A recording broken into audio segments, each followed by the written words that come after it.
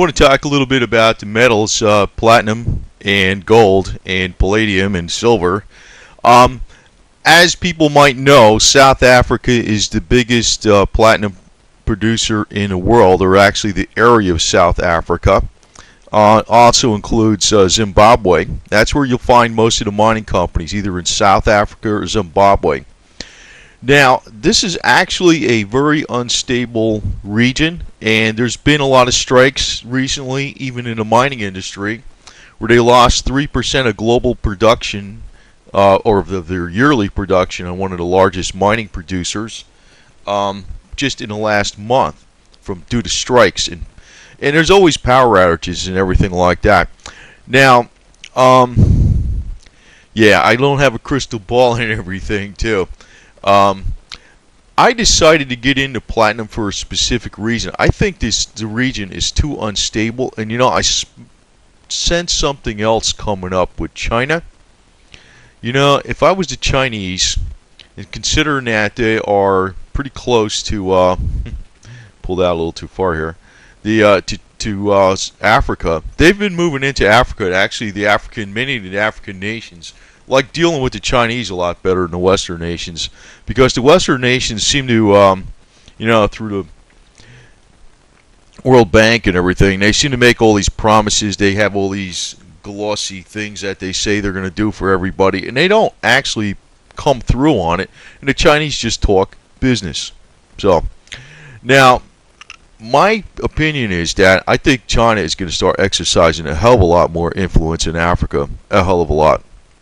And, as everything goes on, there's a major power play between the big guys on the top all the time throughout the globe. It's been going on forever.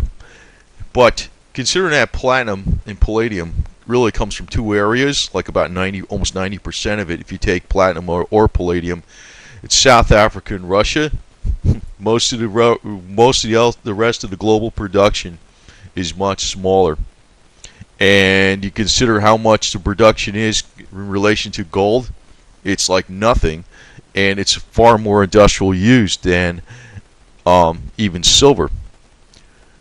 Where I think both those metals are actually do good is from demand from Asia. See, that's kind of like, I was thinking this thing with the 1979 blow-off top and everything like that we had back then. We had a hell of a lot of production going on. That's why, and there was no recession. The recession happened after everything crashed. Right now we're in a recession, so industrial metals will look like crap. But that's talking about the United States. Where's demand coming on globally? It's coming on from China and India, Brazil. I don't think the entire globe is actually falling apart. It's more in the West. The West is going down, and other areas of the globe are going up. So there might be a lot of pressure on these metals. And the thing with platinum is that it's extremely desirable as jewelry.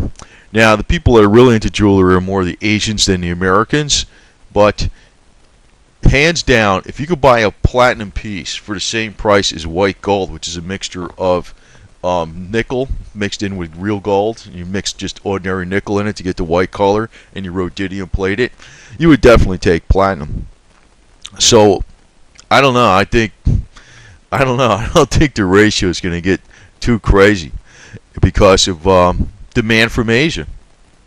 It's a different world. The world changed. If you're looking at just the U.S. and Europe, yeah, I could probably see it, but I can't see it globally. There's another thing out there. This is right off of Wiki. This is a map of the Zulu kingdom in Zululand, or whatever you called it, back when they had their own kingdom, 1890, I believe that was. And I have a friend of mine I used to know. He's from South Africa. He actually spoke 4 black languages. Besides, he's a white guy, but he spoke 4 black languages besides English, of course. And very interesting because the Zulu actually, you don't hear this stuff in the news at all, The The Zulu, in his opinion, he says they never were defeated. You know, if you look in Wikipedia here, it'll say the Zulu Kingdom, sometimes referred to as the Zulu Empire, or imprecisely Zululand, was a monarchy in South Africa that extended along the coast of the Indian Ocean, right? And it grew to dominate much of South Africa, right? Again, it came into conflict with the British Empire. It says it was eventually defeated, even though the Zulu had earlier victories. But if you talk to some South Africans that kind of really know what's going on, they never were defeated, really. Not at all. Not at all. I mean, these political maps kind of don't mean anything. And who controls what and who does what in the area is like kind of not well known, I think, on our side of the world. At least that's kind of like the opinion I got from certain person anyway. So I think this area is actually pretty unstable. And you know, when you're mining for these products, you know, they're not paying these people crap. You know, that's why they're making so much money. And there's a hell of a lot of unemployment in South Africa amongst blacks. So, you know, at one point in time, you know, what do you think they have in these strikes for? You had to read this little stupid story. Well, I don't want to call it a stupid story, but you read this couple lines in the paper recently. They had strikes and they had power outages. Why do you think they might have had power outages? Maybe it was sabotage? I'm just throwing my guess out there. But I almost think so, right? People like saying, hey, I ain't cooperating with this bull crap anymore, right? That's what I think's going on. So, you know, South Africa, and you figure the Chinese angle, they can come in there and say, you know, in different ways, like shrewdly. In other words, not on the surface, say, yeah, we're China, we're going to come in and take over. No, they don't do it that way. They do it through businesses and various deals and different angles. And you might see the region change. You know, either it gets more under Chinese influence, or the system breaks down even further and there's more turmoil. Now, what would that happen to a metal that's largely produced in this one area? It would have to drive the price up because it's an industrial metal. It's needed for everything. And the globe overall is not actually going down economically. Actually, car production, that's one of the big things platinum's used for in diesel catalytic converters, is actually going up and up and up globally. It's kind of recovering somewhat in the United States, but it hasn't recovered to its levels the way it was in 2007. But globally, a lot of production's going up pretty strong. And you know, this big crash they're talking about in China didn't really occur anywhere near. What's kind of going on is a big crash going on in Europe and probably the United States. And I think this is all planned by the so-called quote-unquote elite. You know, they're looking to make everything the same throughout the world. Bring down the Western nations, bring up the Eastern nations. But I think they don't want to bring them up too much. That's kind of like the game that's going on. So I think that platinum's going to do very well. Now, as a side note, it's a map of South Africa, and you know, most of the platinum is actually produced in Zimbabwe and South Africa. You got about 40-something% of the global production coming out of these two countries. Very unstable region, very piss poor wages going to the miners, lots of unemployment, lots of profit for certain people. You know, so you know, it kind of makes the area ripe for revolution or ripe for Chinese influence, you know. So there's a couple other things coming up. Now today, I got out of my short position on gold because I'm sick of holding it and it's got me nervous. I don't like it. I think gold might go a little further down, but I don't know. I don't know. There's a lot of buying pressure going on. So now I'm pretty much long everything. I am long everything. I made money on a shorts position on silver.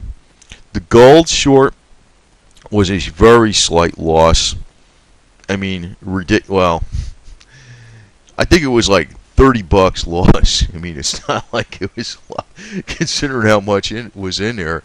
That was like an infinitesimal fraction of percentage. That's why I decided to get out of it, and I went over to Sprott's fund on gold. So I'm actually long with no leverage, because the direction for gold and platinum, I don't know. They could be down still. They still could be down, but you know, something below the surface is bubbling up, And there's another thing coming up that I mentioned about China, and China is looking to dump the dollar very soon. I'm reading these stories. I don't know what the heck I can display on YouTube here, but I wish I could read the stories, but out loud what they are. But I've been reading stories in various publications and various things that Chinese central banks got the green light to dump the US dollar. Now, obviously, they're not going to do it so fast as to crash the crap out of it until they get out of it and some other sucker is holding the bag, right? But they got the green light to go ahead and do that, so I'm going long gold, no leverage. Kind of like what Mark Farber says, get some gold. I got some physical gold. Now I got Sprott's Fund. And yeah, I think Sprott's Fund is alright. And actually, if you don't have PSLV right now, considering the premium is below 5%, it's probably a pretty good buy. But I'm not in a rush to get anything else. I'm holding more cash. And I want to have enough cash that lasts me far more than a year, just in cash alone, that, I ain't going to give a damn what happens with anything. So that's the way I look at it. Plus, I've got other income coming in different ways, different scam angles on different things. And I don't want to get into that on YouTube, but I always got income coming in, I ain't a stupid person. And, when you're looking at China, they're actually the big one, as Lindsey Williams' elite friend says. They are the big one. These are the guys that they're all worried about. Now, me, in my opinion, these elite, they're so rotten, they just want to protect their racket. But, the best solution for everybody across the whole damn globe, I already said this a few times, and I like to say it all the time, is just to grow hemp, industrial hemp, As far as cheap energy, we'd have it everywhere in the world. We'd have cheap food. We'd have cheap clothes. We'd have a product that everybody can produce. And we could probably even have our money based upon hemp, because it'd probably be the most important industrial commodity in the world versus crude oil. And that's why they don't like it. But getting back to this subject here, I think this area in South Africa is a heck of a lot more unstable than people might think. And if there's this big global downturn, it's going to affect South Africa even more. And that's where over 40% of the platinum comes from. And if there's going to be more tensions in the world, as far as like military tensions or anything like that, that's going to put a bigger demand on commodities, including industrial commodities. So, I look at things from a lot of different angles. If there's a crash in a system or whatever like that, usually that means people go to war or they start gearing up for war. And you know what war means? Industrial commodities go way the hell up. But like I said, I don't know the direction right now. I think it's everything's looking pretty flat. It's kind of looking like things are descending a little bit. There might be this big crash, but I'm not holding leverage funds right now. Only one I'm holding leverage on is oil. And if oil, I think that might be the smart one, and that's only double leverage. And we might see a problem with that coming up. Now, as far as any of the metals, I think they're all going to do very, very well, including silver. And silver's not going to just take off by itself and leave everything in the dust. If it does, I'm selling. If silver gets way up there and platinum and palladium aren't doing good and gold's looking like it's going up a little bit, I'm selling silver because I know it's going to crash. They all move up together or they don't move up at all. I mean, in other words, it's like if one's getting too far ahead of the other and everything else is not working, it's not moving up very fast, that should be a red flag. Now, what I am is an investor. I'm not a silver and pumper and dumper. I'm looking to make money and sell at the right time. I know people say, why are you selling? It's fiat. Well, last time I looked, fiat money buys stuff. And I'm going to be careful as to what my next moves are. Actually, it might be going into some stocks if I sell physical too. I don't know. I might go into actual stocks. I know people say the whole sky's going to fall and everything like that, but as I stated before, if the entire global structure fell and every monetary structure fell, the main thing that's going to be the biggest bucks, that's going to go up the most, is going to be food. So, that might be an area I'm going to look into as far as industrial, agricultural companies that produce lots of food. And that might be my next step. But like I said, I'm an investor. I'm not a silver and pumper and dumper. I think silver's a great investment right now. And, I can't warn everybody what's going on, but I've seen a lot of people state, make wild claims on where the price of silver's going to when it was up near the high, that they got the bankers on the run, and that J.P. Morgan crashed it. And if you look at every other damn commodity out there, J.P. Morgan didn't crash every commodity out there. There's other things going on. So, I know there's some truth about J.P. Morgan short and silver, but let's keep things in perspective. But again, I think platinum's going to do very well due to global demand. Gold is going to do very well. I don't think the platinum's going to be half the price of gold. Don't think that's going to happen. I actually think platinum's going to get ahead of gold again, but probably not twice as much, but probably 5 or 10% ahead of it again. And that might be the time to sell. If gold goes up to 2,000 something an ounce and platinum goes up to $2,600 an ounce, I'll sell, and I'll take fiat money. But anyway, that's just another update. And like I said, I'm an investor. I'm not a silver and pumper and dumper, and I do think silver is a very good investment right now. But I'm not going to give you a biased opinion about what I think, and I'm not going to just play to the crowd. That's not my game. So anyway, I hope you find some of this interesting, because I think that South Africa being so unstable that at one point in time, it could actually drive up platinum quite a bit. If you remember what happened to palladium back in 2001, a supply shortage of palladium was rumored to be coming out because the Russian production was slowing down and they had no more stockpiles. Well, in both cases, palladium and platinum, even for this year, they had to pull out of stockpiles from Russia in palladium, and they had to pull out of stockpiles from South Africa for platinum just to meet new record demand. So the record demand is not necessarily coming from the West. It's coming from the Asian countries in South America.